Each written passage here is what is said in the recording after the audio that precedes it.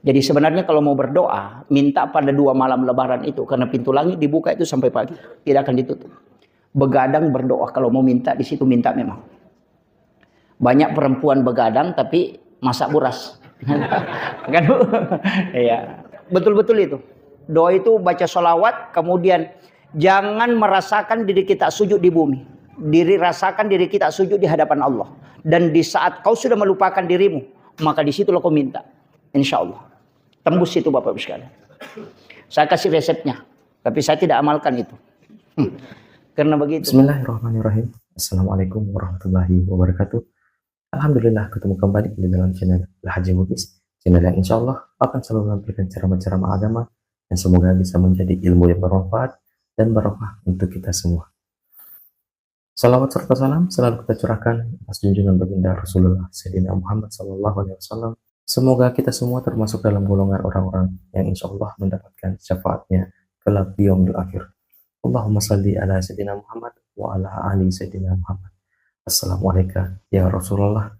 Assalamualaikum ya Habibullah.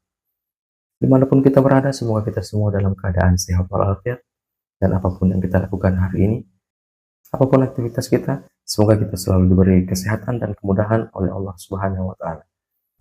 Masih seperti biasa dalam mencari keberkahan dan ridha Allah Subhanahu wa Ta'ala di dunia wal akhirat, marilah kita bersama-sama menyaksikan satu koleksi video ceramah dari Guru Ta Ustaz Muhammad Yusuf SOSI MA. Tapi sebelumnya, sebelum kita menyaksikan video dari Guru Ta, marilah kita bersama-sama mengirimkan pahala suratul Fatihah kita kepada Guru Ta Ustaz Muhammad Yusuf, agar semoga beliau selalu diberi kesehatan, keselamatan, umur yang panjang, dan semoga kita yang mendapatkan amalan dari video ceramah Guru Ta Ustaz Muhammad Yusuf bisa mendapat keberkahan oleh Allah Subhanahu wa Ta'ala. Bi barakatil Fatihah. Bismillahirrahmanirrahim. Alhamdulillahirabbil alamin. Arrahmanirrahim. Maliki yaumiddin. Iyyaka na'budu wa iyyaka nasta'in. Ihdinas siratal mustaqim. Siratal ladzina an'amta 'alaihim ghairil maghdubi 'alaihim. Amin ya rabbal alamin. Saya harap teman-teman semua menyaksikan video ini sampai akhir, agar tidak ada kesalahpahaman di dalam menimba ilmu. Dan sambil menyaksikan, padahal kita selalu melantunkan zikir dan selawat di dalam hati, agar apapun yang kita lakukan hari ini, insya Allah mendapat keberkahan oleh Allah Subhanahu wa Ta'ala. Langsung saja kita saksikan bersama-sama. Bismillahirrahmanirrahim. Assalamualaikum warahmatullahi wabarakatuh. Waalaikumsalam warahmatullahi wabarakatuh. Maulaya salli wa sallim daiman abada ala habibika khairil halki kullihimin. Huwal habibul ladzi turja syafa'atuhu likulli khawlim minal ahwalil muqtahimi. Ya Rabbi bil Mustafa balligh maqasidana waghfir lana ma madaya wasi'al karami. Ya Rabbi bil Mustafa balligh maqasidana waghfir lana ma madaya wasi'al karami.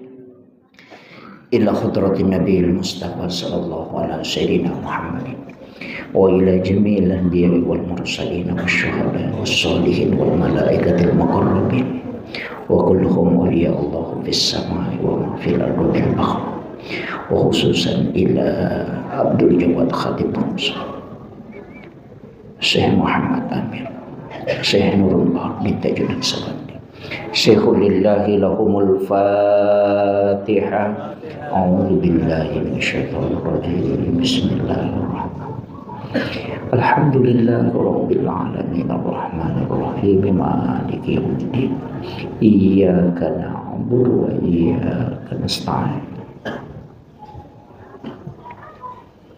Ihdinas siratal mustaqim siratal ladzina an'amta 'alaihim ghairil maghdubi 'alaihim waladdallin. Amin. Allahumma nawwir qulubana wa quluba jami'i man khadara fi majlisina hadza binuril ma'rifah wa ilmil mukasyafah wal basirah wal iman wal islam. Ya Fattahu ya Alim, iftah qulubana wa qulubahum futuhal arifin. Rabbana iftah bainana wa baina qaumina bil haqqi wa anta khairul fatihin. Amin amin ya rabbal alamin. Hadratal muhtaramin wal muhtaramat ikhwanu fillah. Alhamdulillah rabbil alamin, wassalatu wassalamu ala asyrafil anbiya wal mursalin Sayyidina wa maulana wa habibina wa syafi'ina wa ala alihi wa ashabihi wa sahabatihi ajma'in. Allahumma salli ala sayyidina Muhammadin salatan tuballighuna biha kullal maqsud. Ya Jawadu ya Ma'bud, ya Rahimu ya Wadud, birahmatika ya arhamar rahimin. Allahumma salli ala sayyidina Muhammadin tibbil qulubi wa dawaiha wa afiyatil abdani wa shifaiha wa nuril absari wa diyaiha wa ala alihi wa sahbihi wa sallim. Assalatu wassalamu biadadi ma fi ilmillah alaika wa ala alika ya sayyidi ya Rasulullah. Agisna sari'an bi'isadillah. Yang kami muliakan, kami ta'zimi Alina Al-Mukarram Purta Haji Syarifuddin LC. Alhamdulillah, saya sangat bersyukur bisa bersilaturahmi dengan beliau. Sebenarnya begini Pak, kita penceramah yang datang begini tidak usahlah terlalu berlebihan. Karena saya kayak begini mungkin datang 1 kali 1 tahun, 1 kali 2 tahun. Yang harus kita muliakan, takzimi adalah guru kita yang ada di tempat ini. Kenapa? Karena itulah yang diutus oleh Allah untuk memberikan bimbingan rohani untuk kita. Makanya saya mengajak pada seluruh jamaah mendoakan beliau. Semoga Allah senantiasa memberikan kesehatan, keberkahan hidup. Dan dari lisan beliau kita dapatkan kalam-kalam hikmah untuk bekal dunia akhirat insyaallah. Yang kami hormati Bapak yang mewakili Bapak Bupati, ya, insyaallah, beserta seluruh pejabat pemerintah juga yang mewakili Bapak Kapolres. Kasih Pak sudah bersilaturahmi, dan seluruh tokoh masyarakat, tokoh agama, sahabat-sahabat dari Jam'iyah Nahdlatul Ulama, dan juga kepada seluruh tamu undangan, ibu-ibu majelis taklim. Saya mohon maaf Bapak Ibu sekalian tidak bisa menyebutkan satu persatu, dan seluruh hadirin yang insyaallah dirahmati dan dimuliakan oleh Allah Subhanahu wa taala. Saya harus pakai bahasa Indonesia karena kalau bahasa Bugis ada yang stres. Iya. Sekarang sudah 8:30, jadi kita janjian saya ceramah 1 jam ya. Ya, kalau 1 jam berarti 9:30. Kalau ditambah sedikit ya bisa lewat sedikit. Ya. Begini.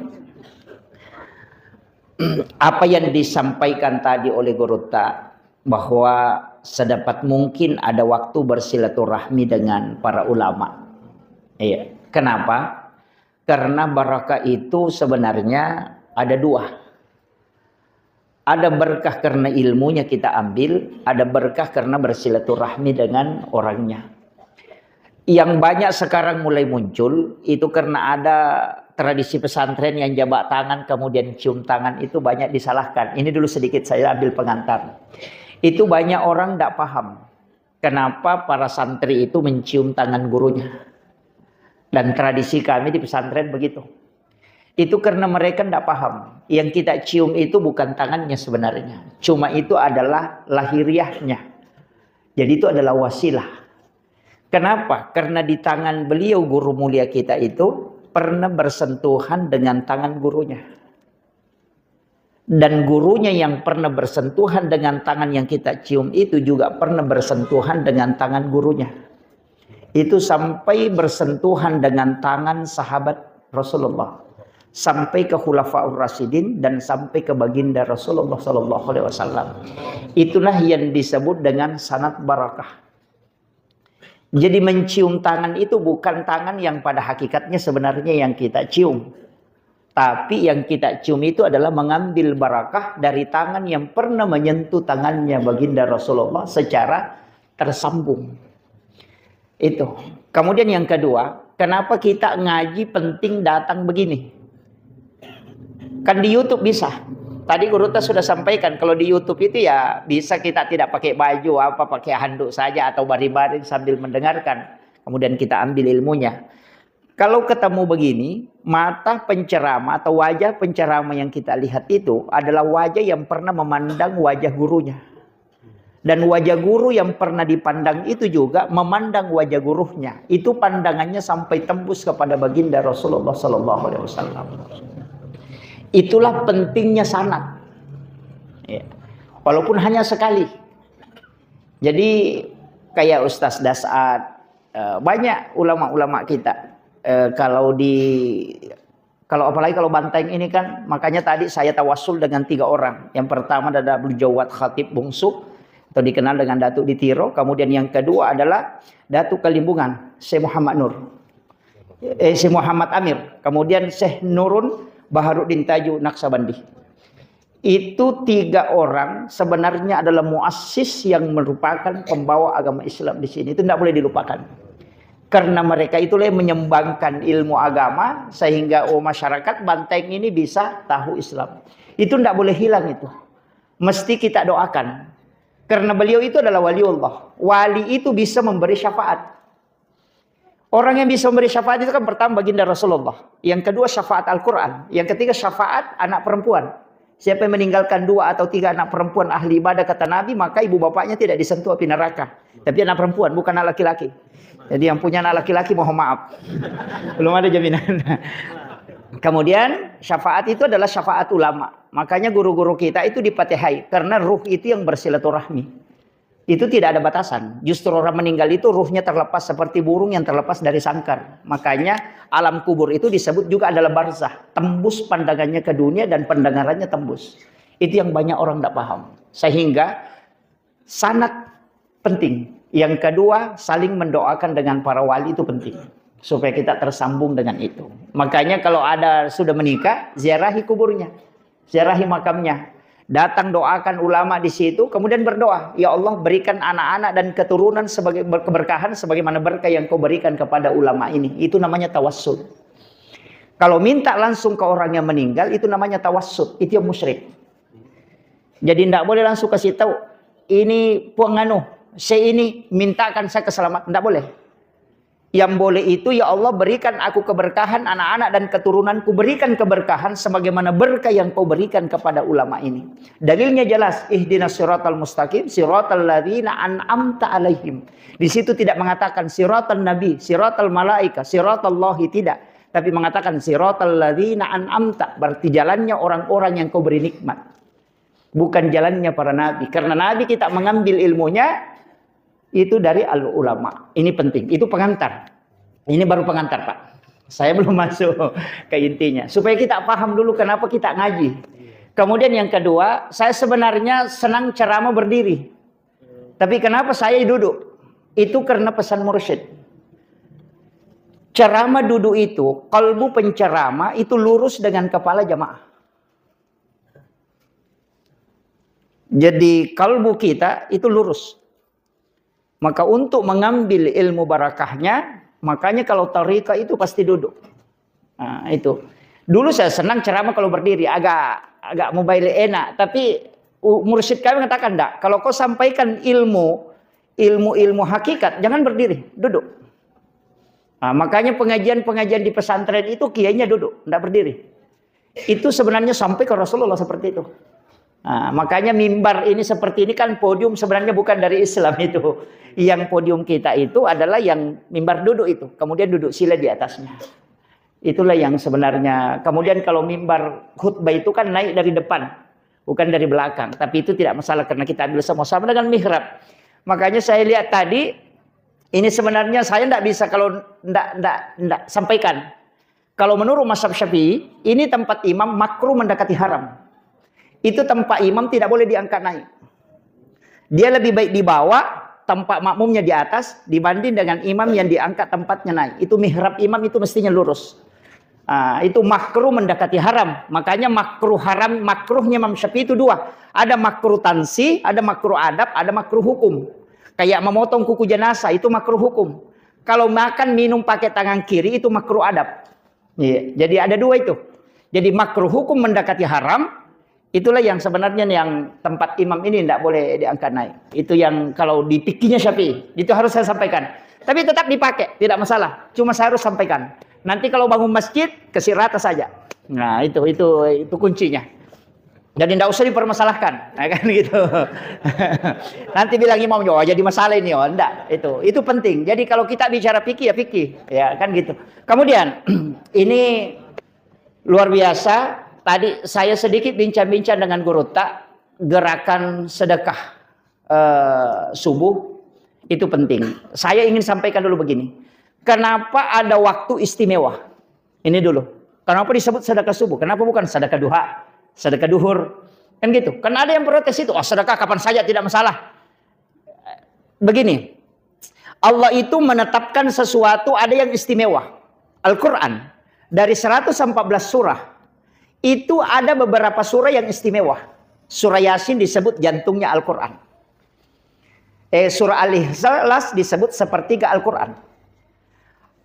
Jadi sebenarnya ayat kursi itu istimewa. 2 ayat terakhir Quran suratul Baqarah itu istimewa. 10 ayat pertama suratul Kahfi itu istimewa. Makanya Nabi kan katakan, siapa yang hafal 10 ayat pertama suratul Kahfi, dia tidak akan kena fitnatul Dajjal. Itu dijamin itu. Kalau 2 ayat suratul Baqarah itu tidak kena gangguan jin. Kan gitu. Jadi ayat kursi juga begitu. Tapi ada juga orang baca ayat kursi tapi masih tetap diganggu. Kan gitu. Itu. Makanya sanad mengambil bacaan itu juga penting. Sama dengan zikir. Makanya dalam agama ini kan 3 kajian, Bu. Ada kajian Islam, ada kajian iman, ada kajian ihsan. Kalau kajian Islam itu hukum, ulamanya disebut fuqaha. Mazhabnya Syafi'i, Maliki, Hanafi, Ahmad bin Hanbal. Kalau kajian iman itu tauhid, teologi. Ilmunya disebut teologi, ulamanya disebut murabbi. Mazhabnya itu Mu'tazilah, Jabariyah, Qadariyah, Sunni dengan Syiah. Kalau kajian ihsan itu tariqah, tasawuf. Ulamanya bukan fuqaha, bukan juga murabbi, tapi disebut mursyid. Itu beda. Makanya kalau mau tahu sah tidaknya sholat, tata cara ibadah haji, tata cara wudhu, tata cara sholat, itu belajar tanya ulama fikih. Fuqaha namanya. Tapi kalau mau mengenal siapa yang disembah, maka tanya ulama tauhid. Teologi. Kalau mau mengenali penyembahan dan mengenali diri, maka masuk tariqah. Jadi kalau mau khusyuk dalam sholat, bertariqah. Kalau mau mengenal siapa yang disembah, berteologi. Tapi kalau mau tahu sah tidaknya sholat, maka berfikih. Nah, itu 3. Sama aja dokter. Ada dokter tuh kulit, tulang, ada jantung, ada penyakit dalam. Kan gitu. Sama dalam agama. Jadi jangan bilang fikih saja, nggak usah bertariqah. Wah, itu jadi masalah. Nanti mau khusyuk pakai fikih. Allahu Akbar. Nggak bisa. Karena dia mau khusyuk melalui jalur gerakan. Nggak bisa. Yang khusyuk itu kalbu. Nah, itu kuncinya. Tapi kan ibadah jelas, Pak Bu. Saya tidak usah terlalu jauh kan, nanti Guru Tak yang jelaskan itu. Saya masuk karena kita punya waktu ini 1 jam lebih sedikit ya. Iya, saya lanjut. Kenapa diistimewakan? Tadi ada kan ayat istimewa. Kemudian ada hari istimewa.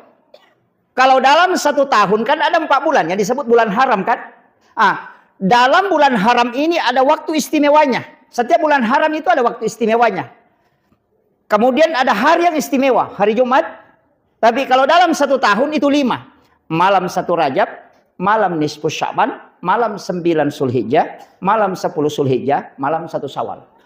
Itu 5 malam yang istimewa. Karena pintu langit dibuka. Makanya itu dalam tariqah itu diajarkan. Kalau mampu. Siapa yang tidak tidur pada 5 malam itu. Mulai dari sholat maghrib dia tidak tidur sampai subuh. Hanya beribadah kepada Allah pada 5 malam. Malam 1 Rajab, malam 9 Zulhijjah, malam 10 Zulhijjah, malam nisfu Sya'ban, kemudian malam 1 Syawal. Itu 2 malam lebaran. Maka ketika dia dimakamkan, pasti jasadnya hilang. Itu 5 malam itu. Itu aja kuncinya, Pak. Cuma agak berat biasa kok penceramah. Karena dia mau pergi khutbah Idul Fitri, Idul Adha, tidak tidur 1 malam. Itu agak berat itu. Makanya kadang-kala orang yang masuk dalam tirakat itu justru tidak pergi khutbah lebaran. Dia memilih untuk itu. Jadi sebenarnya kalau mau berdoa, minta pada 2 malam lebaran itu. Karena pintu langit dibuka itu sampai pagi. Tidak akan ditutup. Begadang berdoa, kalau mau minta di situ minta memang. Banyak perempuan begadang tapi masak buras. Kan Bu? Iya. Tidak gunakan untuk berdoa. Kemudian kita ambil dalam waktunya 24 jam. Itu ada waktu yang dibagi memang. Nanti itu kan sepertiga malam. Makanya sholat isya sebenarnya itu paling bagusnya itu agak ditarik ke belakang. Paling bagusnya. Makanya Nabi pernah sholat isya itu sekitar jam 3-an, jam 3 subuh. Sholat isya. Selesai salam, apa kata Nabi?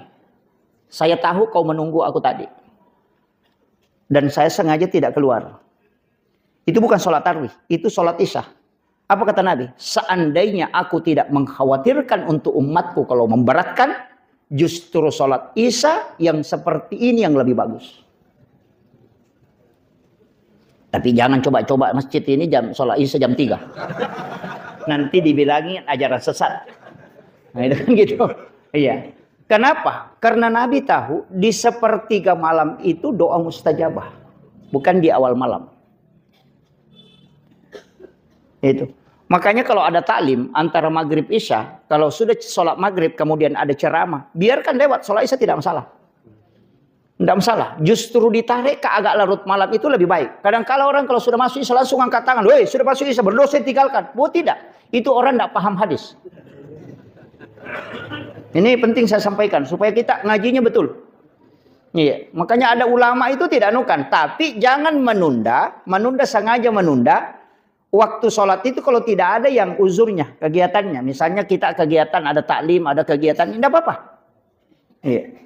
Kemudian setelah sepertiga malam ada waktu antara itu dengan sebelum subuh. Apa namanya? Zahra. Makanya disebut di dalam Al-Quran itu wabil azhari hum yastaghfirun. Zahara ini kalau orang makan di situ disebut makan sahur. Karena makan di waktu sahara. Itu sahara 10 menit sebelum masuk waktu subuh. Makanya kalau kita di sini disebut imsak. Makanya kalau mau makan sahur paling bagus itu 5 menit sebelum imsak makan sahur. Di situ paling bagus. Iya. Karena mohon maaf, saya harus luruskan. Imsaknya orang Indonesia dengan orang Arab itu beda.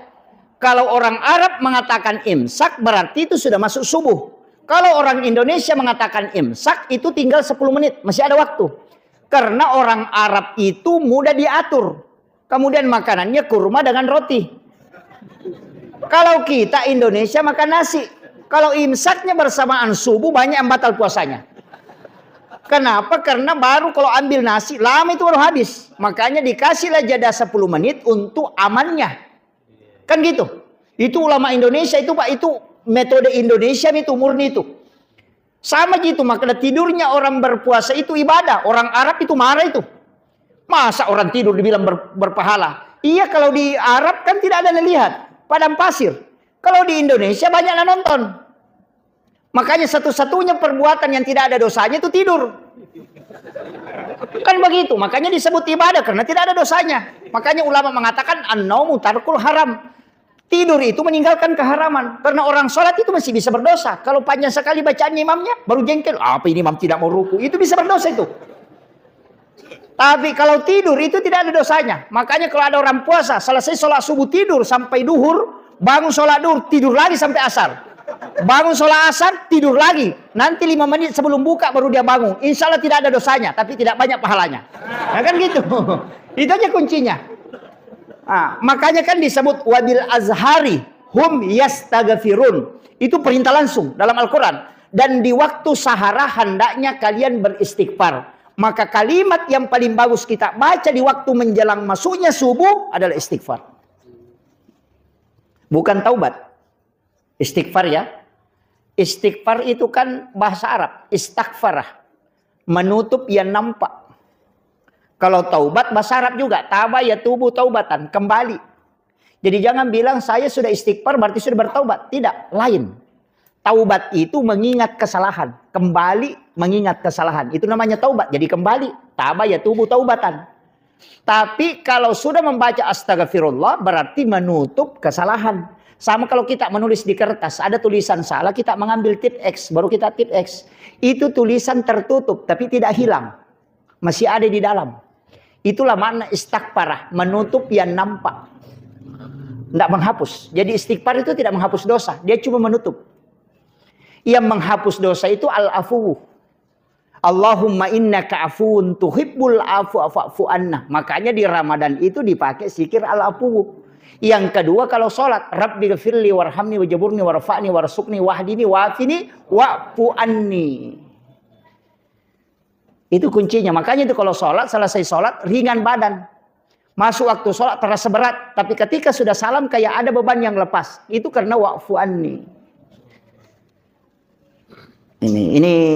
Itu di situ kuncinya. Makanya kalimat itu penting ditahu larinya kemana. Jangan bilang saya sudah bersolat taubat. Bagaimana cara bertobat? Baca istighfar. Bukan, taubat itu istighfar namanya. Jadi taubat itu mengingat dulu kesalahan. Ingat dulu saya ambil uangnya suamiku. Wah ini sudah. Allah tahu dosa kita, tapi Allah menginginkan kalau kita mengakui. Jadi akui dulu. Salah kak. Ya Allah saya begini. Sudah setelah itu astagfirullah. Tutuplah kesalahanku ini Allah. Supaya tidak menjadi musibah. Nah, jadi ada orang itu nanti pada hari kemudian tidak kelihatan dosanya. Karena sudah dihapus. Ada yang cuma tertutup akan nampak juga. Nah, itu. Jadi pilih mana? Pilih sendirilah. Kemudian saya lanjut. Saya masuk di subuh di waktu sahara. Kenapa istimewa? Di situ turun malaikat. Malaikat apa? Penjaga siang. Kalau penjaga malam turun di asar. Jadi malaikat penjaga siang itu belum kembali. Tapi malaikat penjaga malam sudah turun. Ketemulah di waktu asar. Makanya sholat asar itu ada yang menyebutnya sebagai sholatul wusta. Makanya Nabi katakan, siapa yang tidak sholat asar, maka semua pahalanya mulai dari sejak dia bangun terhapus. Itu diputihkan. Itu bahayanya sholat asar. Kalau bapak tidak sholat duhur, pahala sholat subuh masih ada. Tapi kalau tidak sholat asar, semua ibadah itu dihapus. Itu sampai maghrib. Tidak ada nilainya. Putih itu. Habis. Itu bahayanya sholat asar. Kalau sholat subuh, di situ juga malaikat turun. Malaikat penjaga malam dan malaikat penjaga siang. Ketemu di situ. Makanya semua ibadah di waktu subuh itu istimewa. Makanya zikir itu ada dua. Pagi dan petang. Gitu. Dan itu dua waktu sebenarnya kita dilarang sholat. Makanya tidak ada sholat sesudah asar sampai maghrib. Dan tidak ada sholat sesudah subuh sampai masuk waktu suruh. Ini kuncinya. Jadi ada ibadat yang paling pas Pak Bu, dilakukan. Makanya ulama kita mengatakan cerdas dalam beribadah. Tapi kalau saya enggak apa-apa. Cari aja. Kan tidak semua orang bisa Pak. Ada yang rajin ngaji, ada yang rajin puasa, ada yang rajin sholat sunat, ada yang rajin. Pokoknya apa saja yang kita bisa lakukan. Yang penting dalam kebaikan. Nanti saya kasih tahu rinciannya. Ibadah ini larinya ke sini, kalau ini larinya ke sini. Itu harus ditahu. Supaya kita, nanti ibadah aku kenapa? Kadang begitu. Saya rajin sholat, kok kenapa musibah datang terus? Terus begitu. Apa sholatku tidak berfungsi atau memang begini? Kayak gitu. Udah bilang saya sudah rajin zikir ini, kenapa penyakit-penyakitan? Tetap masih sakit. Rajin zikir, banyak zikir, tapi kenapa badan kurus? Itu karena ada zikir tidak boleh melampaui batas. Ada zikir itu kalau dibaca, itu bisa membuat orang gila. Ada. Sama aja makan obat. Kalau kau makan 3 papan, pasti sakau. Makanya dari situlah tarekat dibutuhkan mursyid. Karena mursyid itu yang kasih resep. Baca sekian kali. Ya kan? Walaupun nanti ada zikir, dibaca berapa banyak pun tidak akan mempengaruhi. Nah, itu ada nanti zikirnya khusus. Kemudian, di waktu subuh. Ini nih. Saya mau buka rahasianya subuh sebenarnya. Kenapa sedekah di waktu subuh itu istimewa? Karena ibadah juga yang paling berat sebenarnya orang lakukan itu bukan ibadah subuh saja ya. Ibadah ketika malaikat berkumpul pasti berat. Dipastikan itu. Di mana malaikat berkumpul pasti berat kita. Dan orang mudah tidur. Jadi kapan Allah menurunkan malaikat banyak di muka bumi, pasti kita mudah ngantuk. Pasti itu. Jadi jangan salahkan setan. Banyak orang itu kalau mengaji baru ngantuk dia bilang setan lagi nih. Bilang setan, saya sudah tidak mendekat, kok masih salahkan saya? Iya kan? Sering kita salahkan setan. Padahal itu bukan setan, itu resonansi malaikat.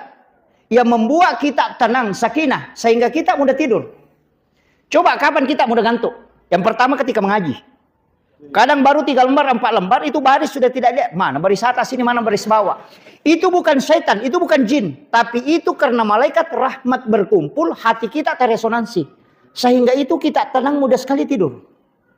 Yang kedua ketika kita berzikir. Kadang tasbih itu jalan, tiba-tiba jatuh. Itu karena malaikat ketika kita berzikir itu bersap-sap turun dari langit. Makanya disebut majelis zikir. Kemudian kapan? Hari Jumat ketika khatib naik di mimbar. Makanya seluruh malaikat rahmat itu bersap-sap masuk ke dalam masjid. Makanya paling berat menahan ngantuk. Itu bukan setan. Itu resonansi malaikat. Cuma banyak orang salahkan malaikat. Salahkan setan. Nah, bilang setasi. Kan begitu. Padahal itu setan bilang, saya kok sudah berwudu, saya tidak bisa ganggu. Itu kan resonansi, Pak. Kemudian kenapa di subuh hari kita susah sekali bangun? Kenapa? Karena malaikat penjaga malam dan malaikat penjaga siang itu ketemu. Dan poolnya di waktu subuh. Makanya dari situlah kenapa sedekah di waktu subuh itu istimewa. Karena didoakan oleh 2 kelompok malaikat. Itu kuncinya. Jadi jangan bilang sedekah duha, sedekah duhur. Bagus. Tapi malaikat yang mendoakan tinggal satu bagian. Hanya sama aja petugas Pertamina SPBU kan. Kalau itu petugasnya SPBU yang jaga malam sama yang jaga siang. Ketemu kalau sore. Pagi juga ketemu. Karena belum pulang datang yang satu. Begitu juga malaikat. Makanya itu ikuti ayam. Makanya Nabi kan bilang. Ketika ayam jantan berkokok, berdoa karena sesungguhnya mereka itu bisa melihat malaikat. Jam berapa malaikat berkokok? Ayam. Itu jam 1. Itu malaikat sepertiga malam turun. Kemudian jam berapa? Jam 4. Karena dia sudah melihat malaikat turun. Kebalikannya nanti kalau anjing yang menggonggong, itu bisa melihat jin, maka mintalah perlindungan. Makanya kalau bapak ibu jalan baru ada anjing menggonggong, berarti itu setan itu.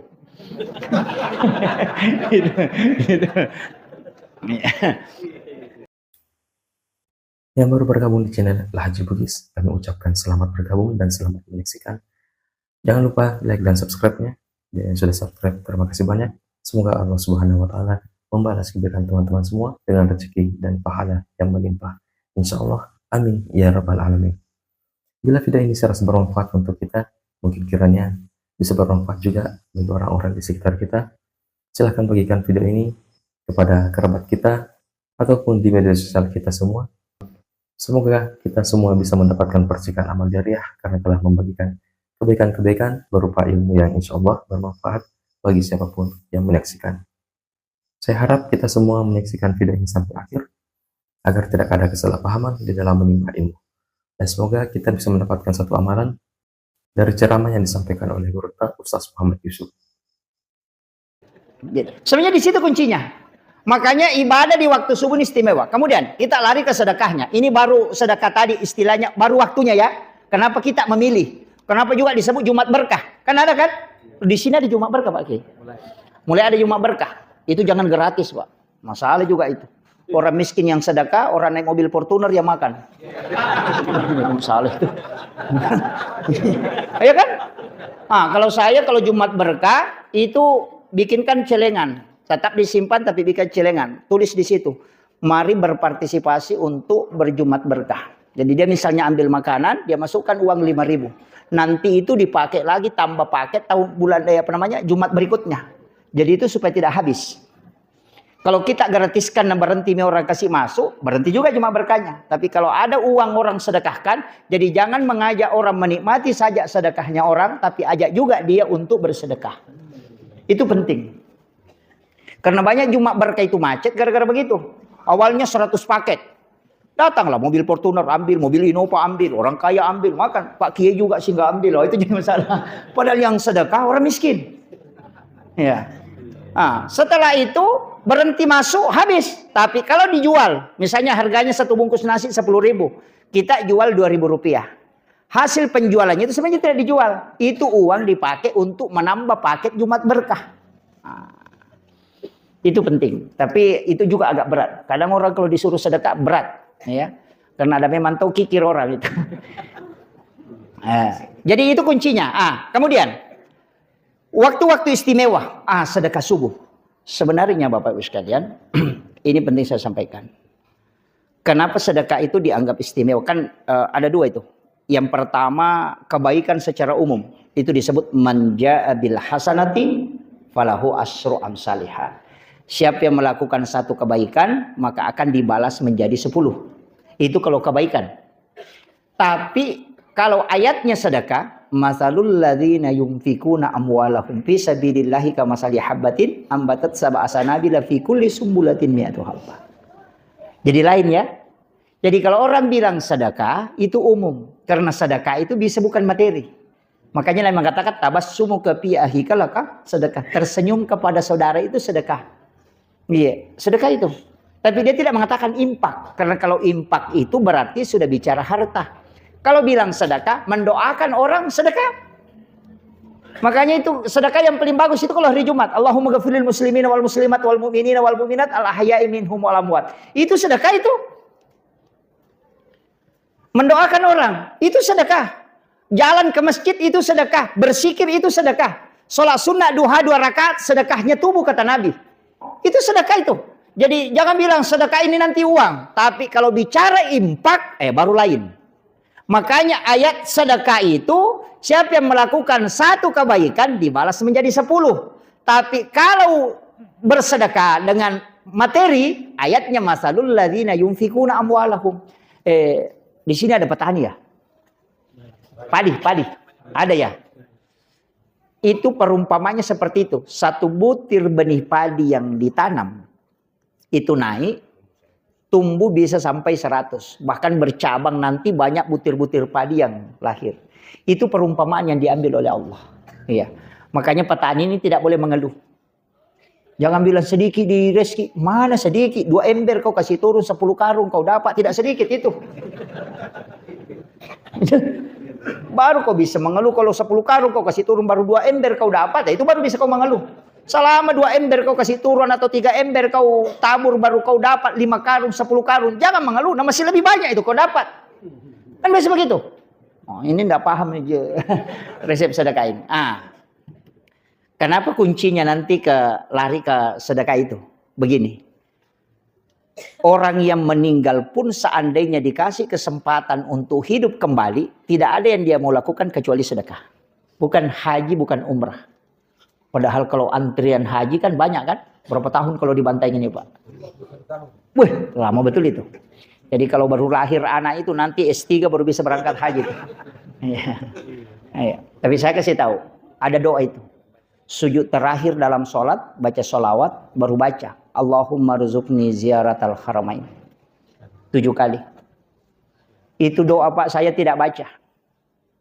Terus terang, saya tidak baca karena kalau saya tes itu, alhamdulillah.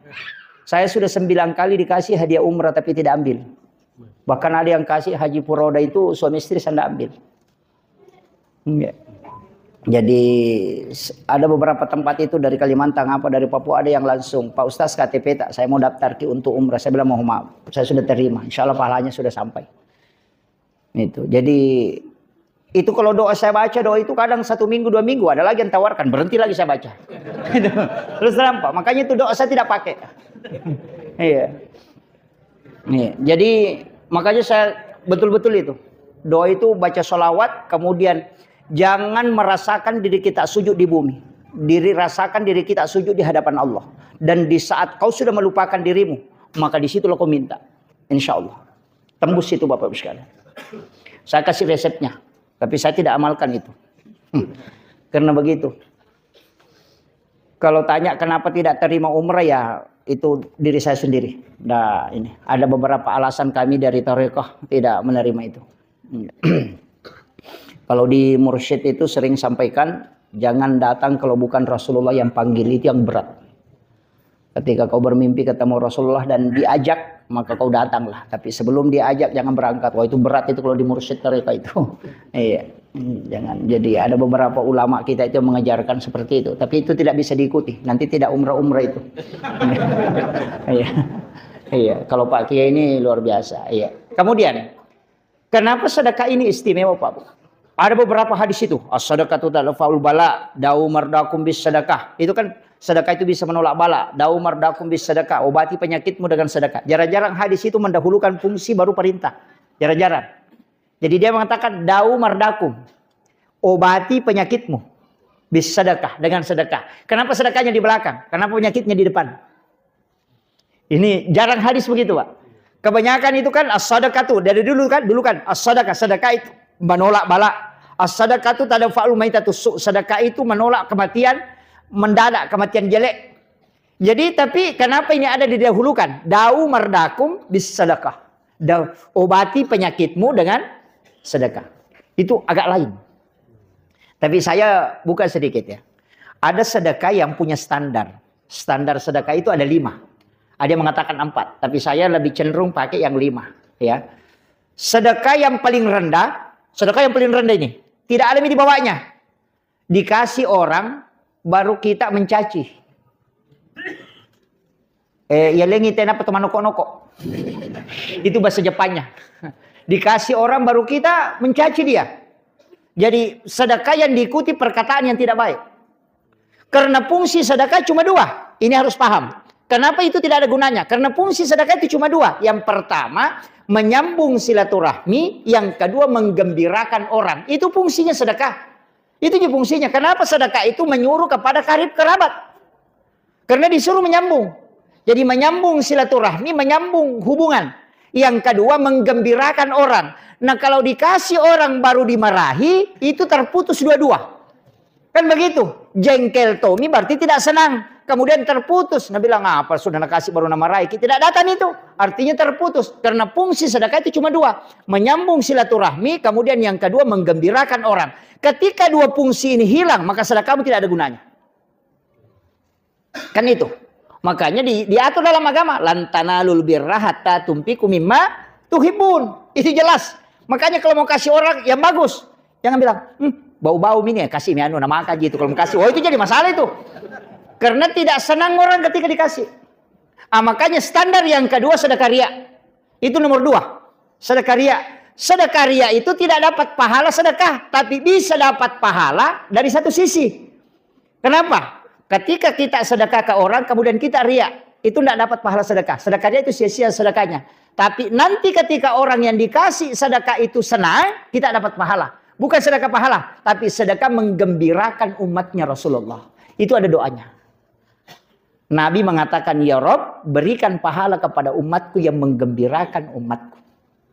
Nah, makanya sedekah itu dibalik oleh Nabi. Jangan yang bersedekah yang berdoa, tapi yang menerima sedekah.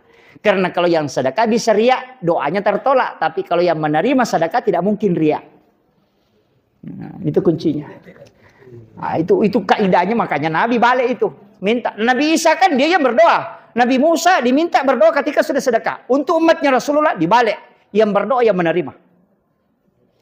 Karena tidak mungkin riya yang menerima. Adakah orang menerima sedekah riya? Tidak ada. Yang riya itu yang bisa memberi. Makanya caleg itu yang selalu bagi-bagi itu ya. Bisa tidak dapat pahala di situ. Tapi dapat pahala menggembirakan orang. Dari situlah sedekah harus diserahkan dengan baik-baik. Ini kuncinya. Makanya diatur itu. Kemudian tingkatan. Wah mulai ini berat ini. Ini baru 2 di bawah. Naik ke atas. Sedekah ikhlas. Ikhlas itu 3 tingkatan. Ikhlas karena tidak ditahu jumlahnya. Ikhlas karena tidak ditahu siapa yang dikasih. Ikhlas karena dia yang menentukan. Itu ada 3. Kalau ada orang minta sedekah, kasih kunci tempat uang tak. Baru bilang ini kuncinya pergi maki ambil.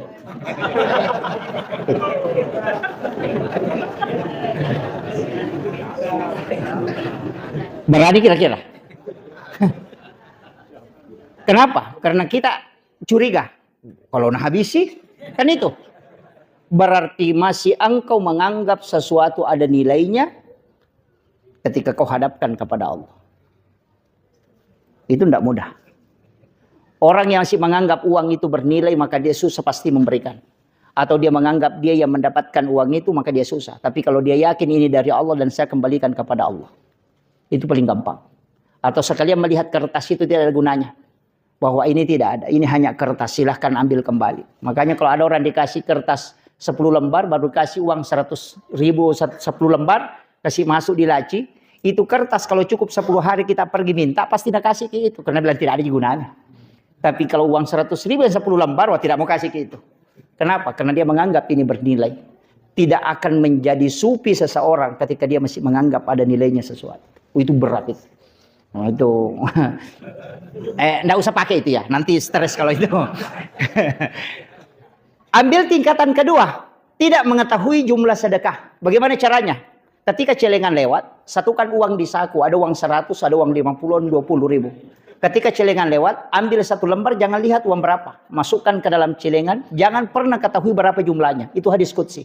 Siapa hambaku memberikan kepadaku tidak menghitungnya, maka aku pun akan membalasnya dengan tidak menghitungnya pula. Itu hadis qudsi. Nah, jadi makanya kalau di rumah ada sedekah subuh, tidak usah lihat uang berapa kita masukkan. Kadang tangan itu ditarik 100, didorong lagi masuk. Ya kan gitu. Berat itu. Makanya jangan pernah tahu uang berapa. Selama kau mengetahui berarti bisa dihitung. Kan dikali 10 atau sampai 70. Tapi kalau kau tidak tahu, Allah yang bilang, selama kau tidak mengetahui berapa yang kau kasih kepada aku pun akan membalasnya dan tidak menghitungnya pula. Itu kuncinya. Tapi masih ada di atasnya itu. Tingkatan yang paling tinggi adalah orang yang tidak dihisab. Baru berjalan menuju ke masyar, Allah menyuruh malaikatnya menjemput, dia bawa ke ila rafiqil a'la. Jadi ada 4 tempat dia tidak singgahi. Tidak sampai di masyar, tidak melewati titian siratal mustaqim. Dia ini pelete, tidak akan menyeberang ke titian siratal mustaqim. Tidak ditimbang amalnya. Ada orang itu Pak, itu ahli sedekah. Itu disebutkan oleh Rasulullah. Siapa yang bersedekah tidak mengetahui siapa yang disedekahi, dan yang disedekahi tidak tahu siapa yang mensedekahi, maka orang ini tidak akan ke mahsyar. Dia diangkat ke ila rafiqil a'la, dari rafiqil a'la masuk ke dalam surga. Itu tidak mudah, tapi sebenarnya gampang dalam metodologi. Mudah aja kan? Makanya saya kasih tahu tadi Pak Kiai, tolong itu yang sedekah subuh, kasih nomor rekening di situ. Kasih nomor rekening. Kasih juga barcode lah kalau misalnya ada yang bisa. Kasih nomor rekening. Kalau di sini ada pondok pesantren, ada pesantren Pak di sini. Iya. Kalau ada pondok pesantren tahfidzul Quran, ada anak-anak yatim di situ, anak yatim piatu atau anak yatim atau kurang mampu yang menghafal, telepon saja pimpinannya. Pak Kiai, ada ke anak yatim di situ yang sekolah. Kalau ada berapa pembayarannya 1 bulan? Saya mengatakan 500.000, kasih tahu. Minta tolong, saya mau tanggung 1 anak, tapi jangan kasih tahu saya namanya dan jangan kasih tahu saya di mana orangnya. Cukup saya transfer setiap bulan. Jangan datang ke pondok itu, cukup transfer dan jangan pernah lihat siapa yang kita bantu. Nanti anak ini sekolah, kita yang bantu dia sampai selesai menghafal. Kita ketemu di luar, kita tidak pernah tahu bahwa saya membantunya dulu ketika dia sekolah. Anak itu pun tidak pernah tahu bahwa kita dulu yang membantunya. Maka inilah yang disebut Nabi, yang bersedekah tidak tahu siapa yang disedekahi dan yang disedekahi tidak tahu siapa yang mensedekahi. Kalau kita tahu siapa yang disedekahi, kalau dia sudah lihat, apa kita bilang? Saya dulu gara-gara saya ini. Apalagi kalau berhasil langsung bilang alhamdulillah, maaf barakah pas sedekah. Itu coba anak yang saya sedekahi berhasil.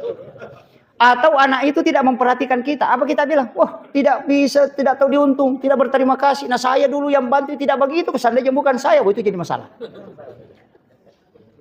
Ketika engkau tidak tahu dan dia tidak tahu, maka itulah amal rahasia.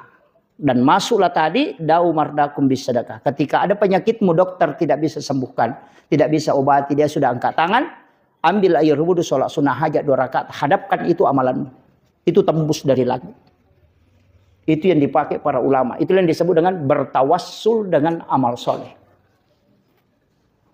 Kalau yang tanpa nama 10.000 tidak bisa dipakai bertawassul. Nyangkut-nyangkut itu. Nah, cari yang rahasia. Baru bisa dipakai. Sesuatu yang tidak dilihat kasat mata akan menghilangkan sesuatu yang di luar kasat mata. Itu yang dipakai. Itu ada ilmunya memang Pak. Jadi makanya sedekah subuh ini paling bagus. Bapak-Ibu sekalian, biar berapa saja.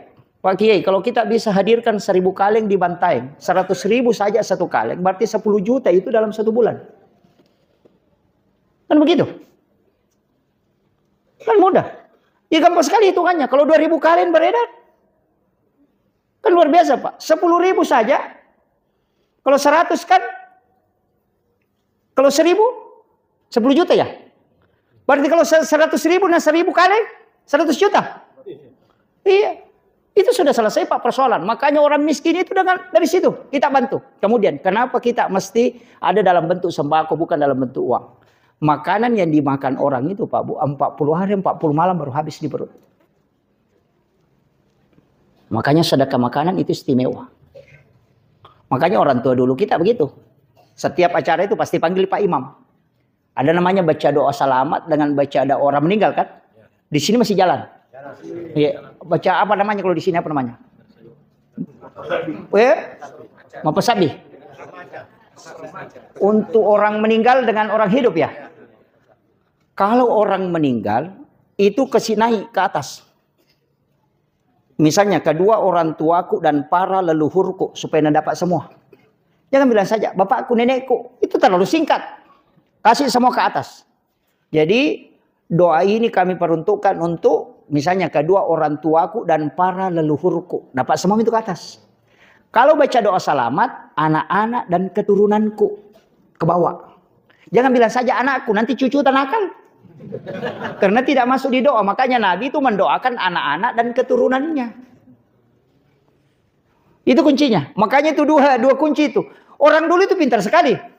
Coba, karena yang ngajar itu wali, ulama. Datang orang belakangan, tidak pernah ngaji kitab, akalnya nak pakai. Langsung dia bilang, bid'ah, masuk neraka. Tidak sampai, tidak ada dalilnya. Itu karena tidak paham. Kenapa orang tua dulu kasih baca doa? Ada makanan untuk orang meninggal. Nah padahal orang meninggal kan tidak bisa makan. Itu karena dia tidak tahu. Doa itu 40 hijabnya. Ada 40 yang bisa menahan doa itu tidak tembus ke langit. Makanya kalau doa tidak tembus, suruh makan. Karena memberi makan kepada orang itu 40 hari, 40 malam baru habis di dalam perutnya. Dan setiap dia melakukan ibadah, malaikat mendoakan. Dan doanya itu kembali kepada siapa yang kita niatkan pahalanya. Makanya kalau ada orang baca doa dan tidak makan, datek telinganya. Karena tidak selamanya doanya diterima. Orang tua itu dulu pintar. Kalau doamu tidak tembus, maka makanan yang saya dapatkan pahalanya. Maka disiapkanlah makanan. Jangan salah paham. Nah bilang apa nah suka orang yang meninggal itu juga disiapkan. Wah itu menjadi masalah. Nanti Pak Imamnya sakit perut. Kan biasanya begitu. Ini almarhumah suka makan begini. Itu disiapkan tidak. Mestinya kalau mau baca doa, tanya Pak Imam. Masakan apa tak suka Pak Imam? Tanya dulu. Karena yang mau dikasih sampai itu adalah pahala makanan yang dimakan. Itu makanan tidak sampai ke orang meninggal. Yang sampai itu pahalanya ketika orang memakannya. Itu kuncinya. Makanya kan ketika jasad dengan ruhnya itu bilang ki manusia. Kalau lepas si ruhnya, tubuhnya saja orang Bugis bilang wuju. Kita mengatakan jasad. Tapi ruhnya itu kalau bahasa Bugisnya warialah. Kemudian orang mengatakan ruhnya. Orang dulu mengatakan alusuna. Kan begitu. Itu aja kuncinya Pak Bu. Makanya kemudian, apalagi? Siapkan makanan. Sudah itu, nak kasih lagi amplop. Biasa kan dikasih amplop. Kenapa nak kasih amplop? Itu amplop harapannya supaya bisa nak belikan pakaian. Nak belikan songkok, nak belikan sarung, nak pakai sholat. Selamanya jalan pahalanya. Kan begitu. Maka orang dulu itu karena susah pakaian, belum ada penjual cakar. Dulu susah pakaian, maka ketika ada orang meninggal, pakaiannya orang meninggal ini dibungkus rapi baik-baik, baru dikasih Pak Imam dengan harapan Pak Imam pakai sholat supaya jalan pahalanya. Masih begini sini Pak, keliru itu, tidak benar itu. Jangan pakaiannya orang meninggal, kasih hitung songkok 150, sarung 200.000, baju 300.000, misalnya 700.000. Ambil uang 700.000, masukkan ke dalam amplop, baru tulis. Mohon dibelikan satu setel pakaian sholat untuk wakafnya almarhum atau almarhumah. Kasih Pak Imam. Nanti dia beli sendiri warna apa nak suka. Kan itu. Kesalahannya kita, bajunya orang meninggal dikasih Pak Imam. Nah imamnya orang kecil, jasnya panjang, hilang tangannya. Ini kan karena tidak paham. Yang dilihat adalah fungsinya, bukan sedekahnya dulu. Orang dulu itu karena tidak ada pakaian, susah sekali. Bahkan karung biasa diambil celana. Maka ketika ada orang meninggal, kadang orang datang minta, adakah kasihan pakaiannya anu bisa kupakai. Begitu. Sekarang mana ada? Coba kasih Pak Imam pakainya, tidak ada pakai itu. Sama kasur, dikasih kasur, kapok. Tidak ada pakai Pak Imam. Nah kesini di atas itu atau bawa ke toko, nah jual kembali. Nah spring baby, nah pakai Pak Imam. Bukan itu. Ini penting kita tahu. Karena itu tidak banyak orang tidak luruskan itu. Karena hakikatnya yang dicari, apa tujuannya? kemudian dikasih lagi makanan, bawa pulang. Ya kan? Dibungkuskan. Kenapa? Supaya anak-anaknya dia makan. Dan orang yang memberikan makanan kepada orang-orang soleh walaupun hanya seteguk air putih, maka Allah akan menurunkan berkah kepada anak-anaknya. Dari situlah kenapa ulama dulu mengatakan kalau ada tamumu, guru mengaji atau guru agama datang ke kampung itu, usahakan air putihmu bisa dia minum. Kenapa? Nanti anakmu yang dapat kucuran berkah. Bukan utamanya ke kita, ke anak-anak kita itu. Itu aja kuncinya Pak Bu. Makanya ini sedekah subuh enak sekali karena itu dikasih ke orang miskin. Bagusnya penyalurannya sedekah subuh itu hari Jumat. Kalau mau bagi paket itu hari Jumat. Kenapa? Itu ada hadis Nabi. Bersedekah kepada 7 orang miskin di hari Jumat, kemudian minta dia berdoa, itu mengalahkan 40 orang alim. Itu. Makanya kalau ada orang punya hajat dan tidak bisa tembus, cari 7 orang miskin di hari Jumat, sedekahi, minta dia mendoakan kita. Itu tembus itu doanya. Itu mengalahkan 40 orang alim kata Nabi. Tuh makanya kunci. Tidak ada itu Pak. Agama itu betul-betul sudah disetting. Enak sekali kalau kita tahu jalurnya. Makanya saya bilang, ambil ki. Ini kan as-sadaqatu tadfa'ul bala. Ini kadang orang mengatakan, kenapa saya kena musibah sudah? Oh begini Pak. Sedekah itu kan begini. Semua benda itu mesti dibersihkan. Ini dulu yang kita anukan. Oh ini sudah 1 jam saya ceramah Pak Kiai. Hah? Apa bermasalah jalan itu? Sama jam saya nih. Saya tambah sedikit ya. Begini. Kenapa kunci dalam sedekah itu orang betul-betul cari itu kuncinya sedekah sebenarnya. Begini Pak Bu. Ini kan banyak orang tidak tahu. Kenapa dia mengatakan as-sadaqatu tadfa'ul bala? Sedekah itu tidak menghilangkan bala, tidak. Karena di situ disebut tadfa'ul, menolak, bukan menghilangkan. Jadi jangan berharap ketika kau bersedekah balakmu hilang, tidak. Balakmu tetap ada. Karena ketika dia sudah di Lauhul Mahfuz, dia akan turun di langit-langit dunia, itu tidak akan bisa ditarik. Tapi disebut tadfa'u. Tadfa'u itu adalah merubah. Yang keras bisa dilembutkan, yang sampainya dirasakan tetap sampai, tapi ada dengan cara yang lain. Makanya disebut tadfa'u. Makanya ada doanya guru Toprokresiap itu. Ya Allah, ketika bala ini tidak bisa terhindarkan kepada kami, maka sampaikan kepada kami dalam keadaan yang lembut. Coba. Itu tidak menantang takdir Allah. Cuma meminta supaya dia tidak menyakitkan.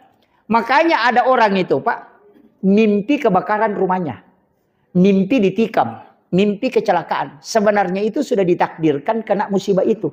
Tapi karena ada tolak balanya, ada sedekahnya sehingga Allah sampaikan dalam bentuk mimpi, tetap dia rasakan dan sampai kepadanya, tapi dia merasakan, tapi tidak dalam bentuk kenyataan. Karena ada amalan tolak bala yang dia lakukan. Itu kuncinya. Makanya bala itu tidak hilang, dia cuma dirubah. Makanya disebut tadfa'ul bala, tidak mengatakan menghapuskan bala, tidak. Kadang naik motor, nanti mau diparkir baru jatuh. Padahal sebenarnya orang ini sudah ditakdirkan jatuh. Tapi karena ada tolak balanya, dijaga oleh malaikat, nanti sampai baru jatuh. Balanya tetap sampai, tapi tidak menyakitkan untuk dia. Itu kuncinya. Jadi itu pentingnya sedekah. Makanya Nabi mengatakan, ketika musibah bersamaan dengan sedekah, musibah tidak akan pernah mendahului sedekah. Selalu sedekah yang lebih dulu sampai. Dari situlah kenapa kita disuruh sedekah subuh, supaya tidak kena musibah sampai sore. Itu kuncinya Pak. Jadi makanya kan orang bilang, pilih saja sampai dulu. Tidak, sedekah itu mesti dahulukan. Makanya kan dalam konsep agama ini ada kan namanya kesinambungan. Kalau orang sedekah subuh, niat besok lagi sedekah subuh, itu kan namanya wirid. Orang itu jalan terus pahalanya walaupun meninggal. Karena dia sudah berniat melakukan kebaikan selamanya. Tapi dia ditakdirkan meninggal, pahalanya terus jalan. Makanya orang yang ambil kaleng itu kemudian dia isi setiap pagi biar 1000, biar 2000. Meninggal pun jalan pahalanya. Karena dia tetap punya niat bersedekah, cuma dia ditakdirkan meninggal. Pahalanya terus jalan. Karena orang yang berniat melakukan kebaikan, pahalanya tercatat terus. Itulah menyebabkan orang kekal di dalam surga padahal pahalanya terbatas. Karena niat melakukan kebaikan yang tidak terbatas. Itu kuncinya. Makanya disebut khalidina fiha. Nah, kemudian saya pelan-pelan supaya kita tahu. Kalau kita tahu bahaya tidak tahu ini. Saya pelan-pelan. Kemudian sedekah ini orang kalau paham betul Pak. Makanya saya sering bilang begini. Jangan pelit. Jangan kikir. Karena itu kalau orang pelit meninggal, tidak ada orang menangis. Coba, ada kok orang menangis kalau orang kikir meninggal? Enggak ada. Beli kan baku kopi-kopi orang. Mati mi. Biasa kan begitu. Artinya lewat, orang kikir betul itu. Bahkan 20 tahun meninggalnya orang pelit. Ketika kita datang ke kuburan, kemudian baca namanya, apa kita bilang? Kikirnya dulu orangnya. Padahal tulangnya sudah hancur, tapi sifat itu tidak bisa hilang. Itu. Ini saya harus kasih tahu. Dan orang yang dermawan, apa kata Nabi? Tidak ada yang bisa merubah murka Allah kecuali kedermawanan. Makanya mesti ada sedekah tabur. Setiap hari itu usahakan. Siapa yang kita harapkan? Bilang ada juga suamiku, enggak Pak. Dia bilang memang suami tak sayang hari ini. Kalau besok kita meninggal, enggak. Terus terang. Nama nikah suami tak kalau mati. Iya. Bilang sayang-sayang, iya sayang lah. Selama masih hidup. Kalau sudah meninggal, apa yang kita harapkan? Coba, kalau enggak percaya, coba pulang tanya nanti itu. Kasih duduk di depan tak. Baru tanya, Pak, kira-kira kalau meninggal Kak, menikah lagi. Palingan benar, nanti dilihat. Palingan itu jawabannya. Iya. Tidak bilang itu tidak sayang, iya, tidak. Iya, itu kuncinya. Sama aja kita laki-laki. Makanya ibu saya kasih tahu, emas jangan terlalu banyak dikumpul. Pakailah emas seadanya. Tidak usah terlalu berlebihan. Mengatakan saka yang beli tidak. Agama itu punya batasan. Pakailah tidak berlebih-lebihan. Makanya sebenarnya emas perhiasannya perempuan itu cuma satu yang muncul. Itu cuma cincin. Selain itu sembunyi semua. Kalung kan di tempat aurat. Anting itu di aurat. Gelang itu aurat. Makanya semua emas wanita itu tertutup kecuali cincin. Karena cincin inilah yang bicara. Makanya kalau ada orang itu baru dilihat. Orang yang masang cincin di jari manis itu berarti sudah ada suaminya. Orang yang memasang cincin di jari kelingking berarti orang itu tidak ada suaminya dan tidak ada ikatan lain. Itu yang bisa dihitbah. Orang yang memasang cincin di jari tengah itu janda. Iya. Yang baru bergabung di channel Lahaji Bugis, kami ucapkan selamat bergabung dan selamat menyaksikan. Jangan lupa like dan subscribe-nya. Dan yang sudah subscribe, terima kasih banyak. Semoga Allah Subhanahu wa Ta'ala membalas kebaikan teman-teman semua dengan rezeki dan pahala yang melimpah. Insya Allah, amin ya rabbal alamin. Bila video ini serasa bermanfaat untuk kita, mungkin kiranya bisa bermanfaat juga bagi orang-orang di sekitar kita. Silahkan bagikan video ini kepada kerabat kita ataupun di media sosial kita semua. Semoga kita semua bisa mendapatkan percikan amal jariah karena telah membagikan kebaikan-kebaikan berupa ilmu yang insya Allah bermanfaat bagi siapapun yang menyaksikan. Saya harap kita semua menyaksikan video ini sampai akhir agar tidak ada kesalahpahaman di dalam menimba ilmu. Dan semoga kita bisa mendapatkan satu amalan dari ceramah yang disampaikan oleh Guru Ustaz Muhammad Yusuf.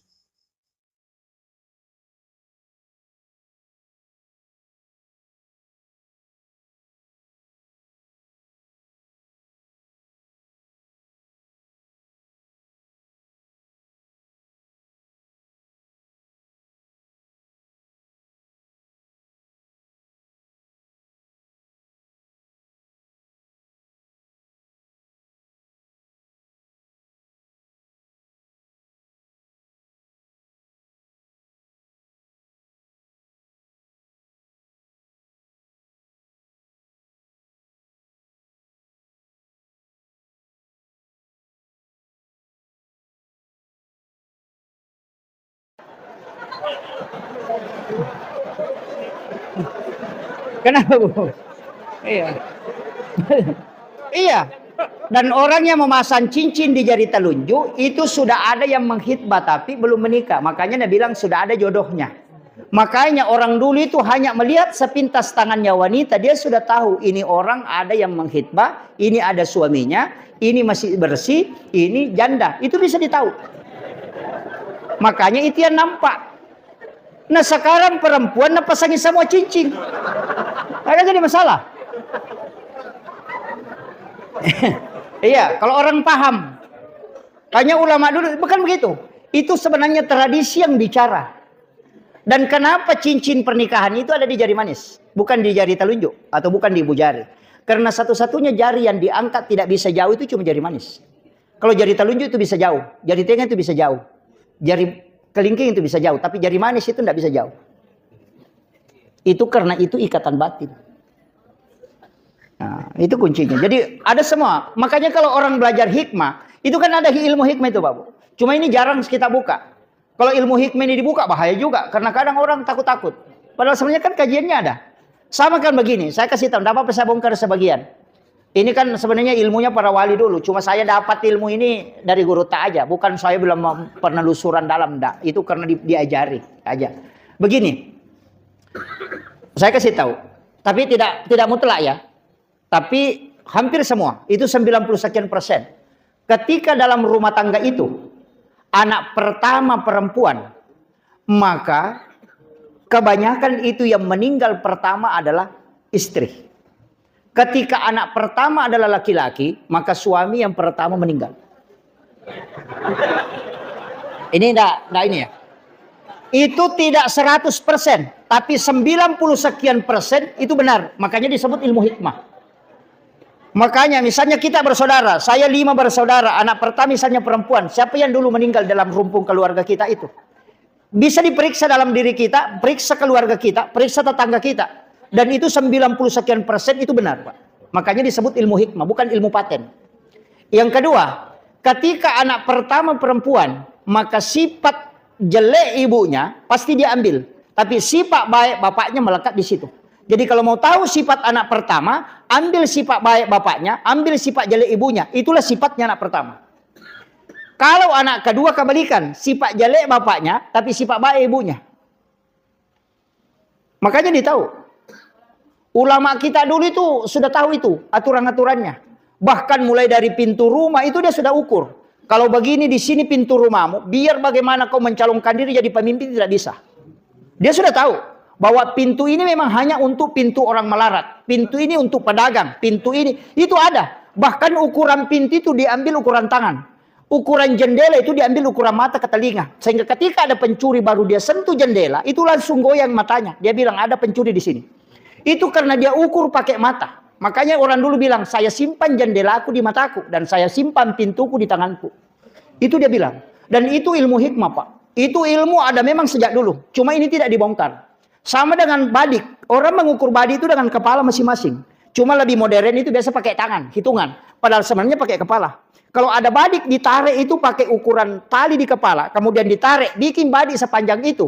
Kalau orang mau cabut itu badik, mau tikam kita, itu tidak bisa tercabut dari tempatnya. Itu ilmu hikmah. Itu bukan tasawuf. Tapi saya tidak bongkar semua, bahaya kalau dibuka.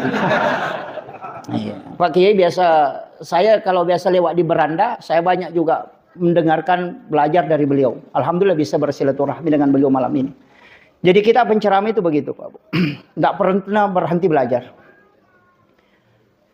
Karena kunci-kunci agama di situ. Banyak orang tua dulu kenapa tidak boleh begini, kenapa pintu harus di sini.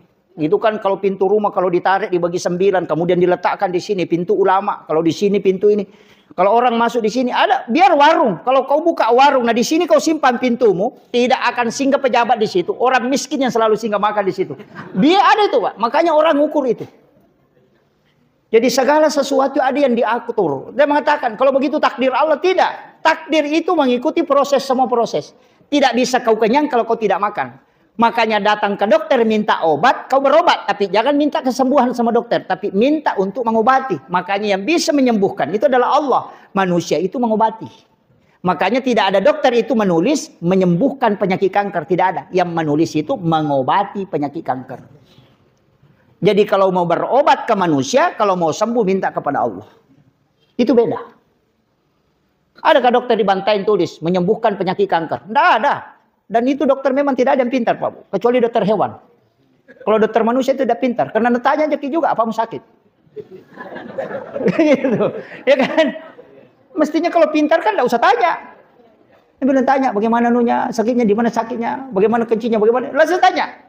Kalau dokter hewan kan tidak bertanya. Tidak tanya, sapinya bilang apa mau sakit. Tidak ada kan? Nah, makanya itu dokter hewan yang pintar. Jangan tersinggung aja. Iya kan? Iya. Iya. Jadi kuncinya kan dalam agama gitu, Pak. Makanya ilmu-ilmu ini diajarkan dari dulu. Makanya ulama dulu itu bisa tahu. Sama Jina tahu itu anaknya. Kalau lahir, nah lihat. Dia itu ukur telapak kaki, kemudian dia ukur dari kepala itu. Jadi ketika telapak kakinya dapat lubang, apakah di hidung atau mulut, pasti dia bilang, anakku ini tidak bisa kaya. Kalau ada penghasilannya namakan semua aja. Tapi kalau ada dia tidak dapat lubang, dia mengatakan, ini menanti anakku jadi orang kaya. Makanya orang dulu itu baru lihat garisnya, hitung. Oh, ini anak tidak akan mati kecuali dia berhasil. Itu dia sudah tahu. Orang dulu tak ada bilang wali, tidak ada rumusnya. Nah, itu ulama kita dulu itu sudah paham itu. Jadi cuma sekarang kan agak berat karena ilmu itu kan mulai hilang, itu kan ndak dibuka lagi. Iya. Saya ndak anukan, nanti dibilang dukun kayak ini. Banyak orang juga mengatakan ilmu ndak ada dalilnya. Kita kan jadi masalah, Pak. Sekarang kan jadi masalah. Karena kita tidak pakai kaidah hikmah itu. Melihat ilmu jin, melihat ilmu ini kan ndak pakai. Kenapa orang dulu ketika mengayung anaknya dia pakai pisau di bawahnya kan, di bawah ayunan sama cermin. Itu banyak orang ndak tahu. Nah, bilang itu bid'ah, itu khurafat, itu musyrik. Itu ndak tahu. Di dalam cicak itu ada jin namanya Umi Sibyan. Itulah yang bisa membuat badannya anak-anak itu biru-biru. Biasa ada biru-biru itu kayak sudah dicubit. Padahal tidak ada yang sentuh. Itu jin Umi Sibyan yang ada di cicak. Itu jin perempuan yang bisa membunuh janin dalam kandungan. Makanya Nabi mengatakan siapa yang membunuh cicak dengan satu kali memukul itu 150 hasanat. Karena itu bisa menyelamatkan jiwa. Tapi jin di dalam cicak itu ketika kena pantulan cermin dia bisa keluar. Makanya disimpan, orang Bugis bilang daikam. Saya tidak tahu bilang di sini apa. Iya, itu makanya dia simpan cermin atau pisau yang mengkilat. Karena tidak semua orang punya cermin. Itu kuncinya. Dan itu ilmunya orang dari dulu sudah tahu. Ini. Jadi ada beberapa hal itu, Pak Bu. Sama dengan ini yang penting juga saya ingatkan. Kita kadang kena penyakit. Setengah mati di rumah itu kadang tidak bisa tidur, di dalam kamar kadang gelisah. Itu karena kesalahan kita. Di dalam kamar itu ada WC. Kan jadi masalah. Dan orang tidak paham itu, Pak. Kalau tidak pelajari betul ilmu jin. Kenapa WC dilarang di dalam kamar? Karena di dalam kamar itu tempatnya jin. Kalau bapak ibu masuk ke dalam kamar, apa yang dibaca? Kamar mandi itu di dalam WC. Allahumma inni a'udzubika minal khubuthi wal khaba'is. Jinnya lari keluar. Kemana? Pasti ke kamar. Kan gitu aja. Dan disitulah dia bolak-balik. Itu kan makanya ulama dulu itu menghindari betul. Tapi ini kita tidak perhatikan dengan alasan privasi. Itu berat itu. Tapi tidak usah pulang bongkar rumah ya, itu jadi masalah. Kayaknya cukup perbaikilah doa. Kita dianjurkan baca doa itu. Makanya banyak orang gangguan itu, Pak Bu. Kadang di dalam rumahnya tidak bisa tidur, tidak bisa ini, kayak gelisah.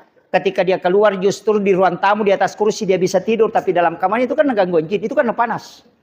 Yang paling parah juga itu jin kuku. Makanya itu disunnahkan berwudu dulu baru memotong kuku. Jadi kalau hari Jumat kita mandi sunnah Jumat, sudah mandi sunnah Jumat, wudu sempurna baru potong kuku. Supaya kuku yang terlepas dari dalam kita itu dalam keadaan suci, itu tidak pernah berhenti berzikir hingga dia hancur. Itu kuncinya. Kadang kita potong kuku dulu baru pergi mandi. Itu Pak. Ini kaidah sanukan. Makanya alhamdulillah perjuangannya Pak Kiai ini luar biasa. Bisa adakan sedekah subuhnya, kegiatan masjid begini dimanfaatkan betul. Sebenarnya celengan kita di Indonesia itu belum ada yang bisa mengikuti sistem Mesir. Ada di beberapa di Mesir itu sudah terbagi kota amalnya. Jadi kota amal itu ada 4, kadang ada 5 lubangnya. Jadi ada sedekah subuh, ada wakaf, ada zakat, ada infak. Jadi kalau orang mau masukkan zakatnya tinggal dia masukkan di situ. Nanti itu zakat yang dipakai disalurkan khusus. Yang wakaf tunai ini ya bisa dipakai. Itu sedekah, infak itu yang bisa dipakai untuk ini. Kemudian untuk pembangunan masjid juga ada. Jadi lubangnya dikasih cukup 5. Nah, jadi kalau misalnya zakat, orang mau berzakat tidak capek-capek lagi dimasukkan saja di situ. Jadi itu sudah difasilitasi orang. Kita kan masih kumpul. Satu lubang saja. Zakatnya orang masuk di situ, infaknya di situ, wakafnya di situ masuk, apanya masuk sama di situ. Nanti panitia yang bawa. Itu jadi bagusnya kalau dibagi. Ya. Tapi kalau tidak bisa palingan itu tadi, kaleng sedekah subuh. Ambil ki itu simpan di rumah tak. Saya kasih kunci. Kalau ada penjual di sini. Banyak. Penjual, saya kasih tahu. Kalau menjual barang yang laku pertama, itu ambil sebagian dari situ penjualannya, kemudian masukkan ke dalam celengan. Itu Nana bilang orang Bugis mula balu. Orang dulu itu dia lipat uangnya supaya tidak baku tukar. Nanti pulang ke rumah baru dia sedekahkan. Kalau kita lipat terus tidak disedekahkan. Itu karena tidak tahu. Itu dari mana dalilnya? Itu dalil bukan dari Nabi Muhammad. Sebenarnya ada beberapa hadis yang dipakaikan orang. Tapi sebenarnya itu dari Nabi Ibrahim. Nabi Ibrahim itu ketika dihidangkan makanan oleh istrinya, dia tidak pernah makan kecuali dia panggil orang miskin atau fakir atau anak yatim.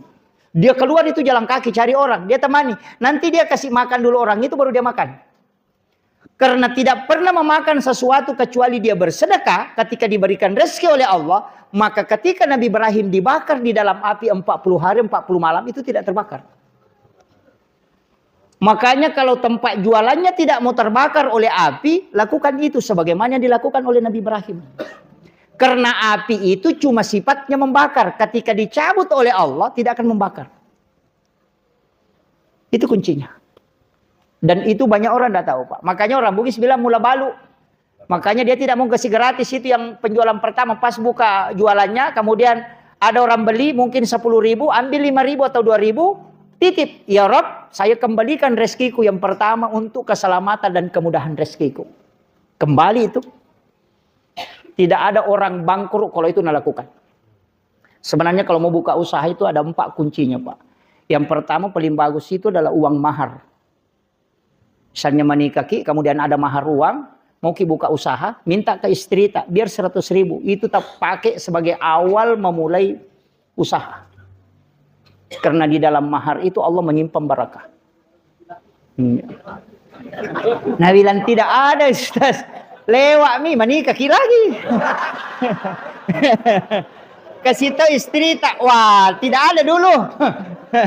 Iya, itu kuncinya, itu satu, mahar, tapi tidak semua. Sebenarnya kadang juga saya Pak, di mahar kan kadang orang tidak pakai uang. Kadang cuma pakai emas, kadang juga pakai seperangkat apa ya? Seperangkat ya. Itu juga keliru. Mestinya mengatakan 1 setel pakaian sholat. Jangan katakan seperangkat alat sholat. Kalau seperangkat alat sholat, amblaknya, mimbarnya, tempat wudunya, toanya ikut semua itu. Ya, sampai menara ikut semua itu kalau seperangkat. Mestinya 1 setel pakaian sholat. Ya, jangan seperangkat alat sholat. Nanti musola dengan WC-nya ikut semua. Tempat wudhu. Itu.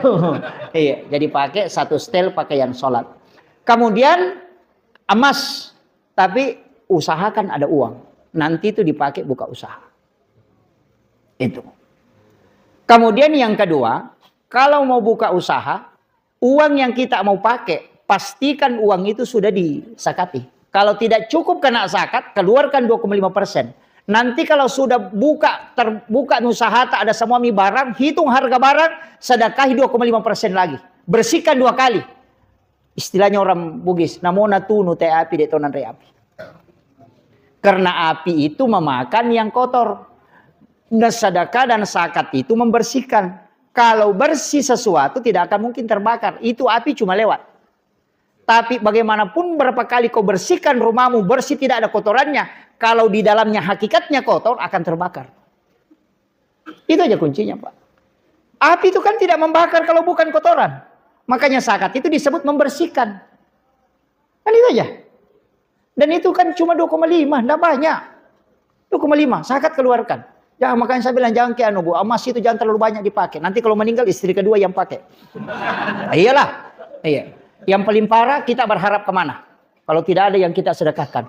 Harta nanti dimiliki ketika disedekahkan. Ketika kau tidak sedekahkan itu belum kau miliki. Hanya amanah. Ketika kau meninggal anak-anakmu yang mau ambil. Makanya disebut ahli waris. Dan itu tidak bisa kita dapat lagi. Karena anak kita yang dapatkan. Makanya harta yang sesungguhnya adalah yang telah kau zakatkan. Yang telah kau sedekahkan. Usahakan ini ada sedekah. Kalau ada insya Allah. Bilang anakku mendoakan. Jangan Pak. Hidup ki lagi lupa ki. Apalagi kalau kita meninggal. Dikirim ke Makassar kuliah. Nanti menelpon kalau habis uangnya. Iya. Pernah ki kena telepon anak yang kuliah di Jakarta, kuliah di Makassar, kuliah di luar. Apa pernah bilang? Mak, saya mau ki sudah mau ki makan. Tidak pernah. Kita ini masih hidup. Apalagi kalau sudah meninggal. Nggak usah anak kita saja. Saya mau tanya, berapa kali kita ziarahi makamnya orang tua kita, kuburannya dalam 1 tahun? Palingan 2 kali. 360 hari dalam 1 tahun kita hanya datang 2 hari. Ini yang kita paham agama, apalagi anak yang tidak paham. Kita mau harap apa Pak Bu? Kalau bukan kita yang siapkan diri kita, habis. Itu kuncinya. Di mana kita mau mengharap? Tempat paling susah adalah kuburan. Karena kita melihat harta tidak bisa diambil. Sama dengan orang yang mau berangkat ke Tanah Suci. Transit di Singapura, baru tidak ada uangnya. Mau kembali tidak bisa, mau lanjut tidak bisa. Begitu juga orang di alam kubur. Mau ke alam akhirat belum waktunya. Mau kembali ke dunia tidak bisa. Tapi dia lihat amalnya tidak cukup. Apa yang ditunggu? Anak-anaknya mengirimkan pahala. Kita jamin anak-anak kita sedekah untuk kita. Kalau kita meninggal, itu belum tentu. Makanya saya bilang tadi, hidup lagi belum sedekahkan. Apalagi kalau kita mati. Iya. Kenapa kita tidak siapkan diri kita? Ada harta yang kita bawa. Kenapa? Kadang-kadang ada sesuatu yang kita mau makan, tapi kita tahan. Karena mau beli sesuatu kan? Sudah bekerja setengah mati, setengah hidup yang bekerja. Iya, menjual sampai malam. Nama-nama matanya kalau ngantuk. Ini mata mau tidur, masih mau menjual. Ini jadi masalah Pak. Kita puluhan tahun mencari. Beli ini, beli ini, beli ini. Anak kita yang menikmati, tapi kita tidak dapat apa-apa. Sepuri palak itu. Tidak ada Pak. Itu mestinya dipahami. Saya tadi mengatakan, kalau suami meninggal, palingan istri menangis, palingan 3 hari. Iya, 3 hari meninggal bapaknya, meninggal. Cukup 40 hari, itu tidak menangis lagi. Cuma pasang status. Tidak terasa bapaknya sudah 40 hari meninggalkan. Terasa terlalu cepat, ya. Baru dia ambil gambar menangis. Kalau sudah ada dua yang komen, sabar saya, sama kasih, anyo. Iya. Iya. Itu kuncinya. Saya cuma mengingatkan Pak Bu. Perjalanan kita masih jauh. Alam kubur itu hanya alam transit. Iya. Masa harta yang kita cari setiap malam tidak ada yang kita miliki. Ada orang Pak mau makan durian. Harga durian 200.000. Padahal uang yang dia pegang 500.000. Dia tidak beli padahal dia kepengen. Kenapa? Karena ada sesuatu yang dia mau beli. Untuk anak-anak dan keturunannya. Tapi dia tidak tahu. Bahwa menikmati sesuatu nikmat yang telah diberikan oleh Allah, dia tidak bisa rasakan. Itu kuncinya. Makanya guru tak bilang, nak kalau ada sesuatu yang kau kepingin makan dan uangmu tidak cukup. Mau makan durian, tidak bisa kau beli durian. Pergi kau beli es rasa durian baru kau minum. Iya. Jangan kau buat tenggorokanmu tersiksa. Karena orang yang jujur pada hakikatnya adalah orang yang apa yang dia inginkan, selama itu halal, dia akan pertemukan itu. Itu kuncinya. Bukan itu dibilang orang jujur itu Pak, ketika ada dapat uang di jalan baru dia cari namanya, baru dia kembalikan. Itu saksinya saja orang jujur itu. Iya, maka dia ogi esak bin nabi lempu itu nak tanya lempu. Yang lempu itu ketika ini.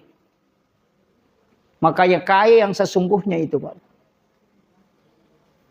Ini yang banyak orang tidak tahu rahasianya itu. Tapi ya mudah-mudahan. Ini sudah 1,5 jam. Terakhir saya ingin sampaikan begini. Saya sudah anukan Pak Bu. Makanya saya bilang ambil ki andil. Karena kita tidak tahu jalur mana kita dapat. Tapi pahala yang paling besar, paling lama adalah sedekah. Sebenarnya sedekah yang paling disebutkan Nabi itu dalam hadis Bukhari Muslim. Yang paling besar pahalanya adalah mengalirkan air. Itu yang paling besar. Mengalirkan air. Itu sumur bor. Karena ketika pakai orang berwudu kita dapat pahala. Orang yang sudah berwudu tadi sholat kita dapat pahala. Dia baca Al-Quran kita dapat pahala. Kemudian sisa wudu itu dia jatuh ke tanah, diminum oleh semut, itu berpahala menjadi sedekah. Dan siapa yang dapat? Kita semua yang menyiapkan sumur bor tadi. Kemudian jatuh, turun ke bawah, dihisap oleh rumput atau tanaman, kemudian tanaman itu berbuah, itu menjadi sedekah. Dan satu kali kita biayai, sampai puluhan tahun dipakai orang. Lain lagi, belum diminum, belum dipakai mandi, itu pahalanya luar biasa. Kalau kita tidak bisa mengalirkan air seperti itu, siapkan air minum. Sama dengan tadi, di masjid ada kopi, ada ini. Itu 40 hari baru habis di perutnya orang. Itu didoakan oleh malaikat. Sampai 40 hari. Itu kuncinya. Makanya sedekah itu gampang aja Pak. Gampang dihitung Pak itu. Bawa saja air dos 1 dos ke sini. Tunggu sampai habis, hitung lagi 40 hari. Bawa lagi itu. Supaya terus jalan pahalanya. Kalau tidak bisa ambil 1 dos, kotak saja kau pegang. Tunggu Pak Imam keluar dari masjid. Kasih minum. Tanggal 1 minum ini. Pokoknya minum. Nanti bulan depan tanggal 1 tunggu lagi Pak Imam. Minum lagi di Pak Imam. Supaya 40 hari tidak pernah terhenti malaikat mendoakan kita. Itulah yang membuat hidup dulu itu barakah. Iya. Itu jadi kuncinya. Jadi sebenarnya mengakali agama itu penting sekali. Tapi bukan mengakal-akali. Tapi mengakali supaya agama itu bisa kita dapatkan. Tadi saya mengatakan terakhir begini. Usahakan pakai ilmu koneksi. Kenapa dalam peristiwa Isra Mi'raj itu disebutkan hanya 2 tempat? Minal Masjidil Haram ilal Masjidil Aqsa. Jadi Nabi itu kan disebut dari Masjidil Haram ke Masjidil Aqsa di Palestina. Padahal Nabi itu kan dari Masjidil Haram ke Madinah. Dari Madinah ke Bukit Tursina, dari Bukit Tursina baru ke Baitul Lahmi. Dari Baitul Lahmi baru ke Masjidil Aqsa. Tapi kenapa cuma dia disebut? Tidak disebut ke Madinahnya. Kan Nabi disuruh sholat di Madinah, baru bertanya ke Jibril, tempat apa ini? Dia mengatakan, di sini nanti kau berhijrah Muhammad. Ini adalah Madinah. Dibawa ke Bukit Tursina, disuruh sholat. Selesai sholat baru Nabi bertanya, tempat apa ini? Di sinilah Nabi Musa berbicara langsung dengan Allah. Kemudian dibawa ke Baitul Lahmi. Nabi bertanya, disuruh sholat. Kenapa tempat ini saya tempati sholat? Malaikat Jibril mengatakan, karena tempat ini adalah tempat lahirnya Nabi Isa bin Maryam. Itu Baitul Lahmi. Baru dibawa ke Masjidil Aqsa. Tapi kenapa ayat menyebut 2? Minal Masjidil Haram minal Masjidil Aqsa. Kenapa cuma 2 disebut? Kenapa tidak disebut minal Masjidil Haram dal Madinah wa Bukit Tursina wa Baitul Lahmi wa Masjidil Aqsa? Itu karena pesan untuk kita. Mesti kita start dari sini, tutup di sini.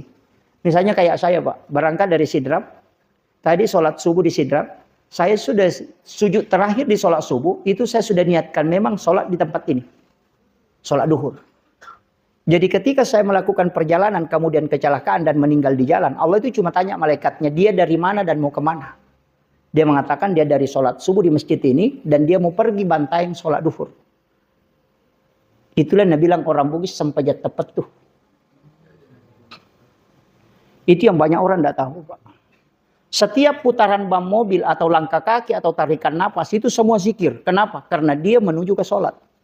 Jadi kalau itu dipakai, kita sholat misalnya tadi, sholat isya, sujud terakhir, niatkan memang untuk sholat subuh. Berapa lama kita berjalan, itu menjadi zikir. Karena setiap langkah kaki orang menuju ke sholat, itu dihitung ibadah. Itulah Nabi bilang orang, zikir yang tidak dilepaskan oleh lidah. Karena seluruh tubuhnya berzikir. Makanya kalau Bapak mau ke Makassar, sholat subuh di sini, berangkat ke Makassar, niatkan memang nanti sholat duhur di Makassar misalnya. Biasanya kita sudah bisa target, sekian jam, berarti nanti saya sholat duhur di sini. Jalan saja. Ketika sampai di situ, kemudian tidak sampai, kemudian kita sholat, itu sudah terikat dengan sholat. Itulah ketika kita meninggal, itu pasti mati syahid. Walaupun meninggal di laut, walaupun meninggal di jalanan. Karena kita menuju ke sholat. Itu kuncinya. Kalau tidak kita pakai ini, habis gitu. Sholat duhur cuma 5 menit, asar 5 menit, sholat isya 5 menit, maghrib 5 menit, subuh 5 menit. Kalau 5 kali 5, 25, setengah jam. Kalau bak gosip 1 jam, sudah bangkrut itu. Kan kuncinya itu. Makanya niat sholat itu ada 2. Niat mau sholat dan niat sholat. Niat mau sholat itu ada di sujud terakhir. Niat sholat itu ada di takbiratul ihram. Makanya salam itu dalam sholat ada 2. Salam ke kiri, salam ke kanan. Salam ke kanan itu sambung dulu waktu sholat, baru kau lepaskan setelahnya. Itu kuncinya. Kalau ini dipaham Pak, betul luar biasa itu. Karena itu perjalanan tidak terputus. Makanya kalau mau jalan, jangan pikir, di mana nanti singgah makan. Kenapa orang jalan makan terus-menerus? Kan masa begitu. Di sini nanti makan. Jangan makan kono. Nanti ditanya sama malaikat kalau kecelakaan di jalan. Dia dari mana? Dari sini. Mau kemana? Mau pergi makan di warung. Itu jadi makan. Makanya disitulah hikmah kenapa minal Masjidil Haram ilal Masjidil Aqsa. Itu hakikatnya. Akhirul kalam wallahul muwaffiq ila aqwamit thoriq. Assalamualaikum warahmatullahi wabarakatuh. Waalaikumsalam warahmatullahi wabarakatuh. Alhamdulillah, tabarakallah. Masya Allah, itulah tadi ceramah yang insya Allah berhikmah dari guru Pak Ustaz Muhammad Yusuf, SOC MA. Ada banyak ilmu yang terkandung di dalamnya, ada banyak hikmah yang insya Allah bisa kita petik, dan ada banyak amalan yang semoga bisa kita amalkan. Semoga bermanfaat untuk kita semua, khususnya kepada diri saya dan keluarga. Bila video ini serasa bermanfaat untuk kita, mungkin kiranya bisa bermanfaat juga untuk orang-orang di sekitar kita. Silahkan bagikan video ini sebanyak-banyaknya kepada kerabat kita ataupun di media sosial kita semua. Semoga kita semua bisa mendapatkan percikan amal jariah karena telah membagikan kebaikan-kebaikan berupa ilmu yang insya Allah bermanfaat bagi siapapun yang menyaksikan. Mohon maaf bila ada salah kata, dan sampai jumpa di video selanjutnya. Jangan lupa like dan subscribe channel ini dan aktifkan tombol lonceng yang ada di bawah agar teman-teman bisa mendapatkan notifikasi bila ada video terbaru dari channel Lahaji Bugis. Sampai jumpa di video selanjutnya. Akhirul kalam. Hasbunallah ni'mal wakil, ni'mal maula wa ni'mal nasir. Assalamualaikum warahmatullahi wabarakatuh.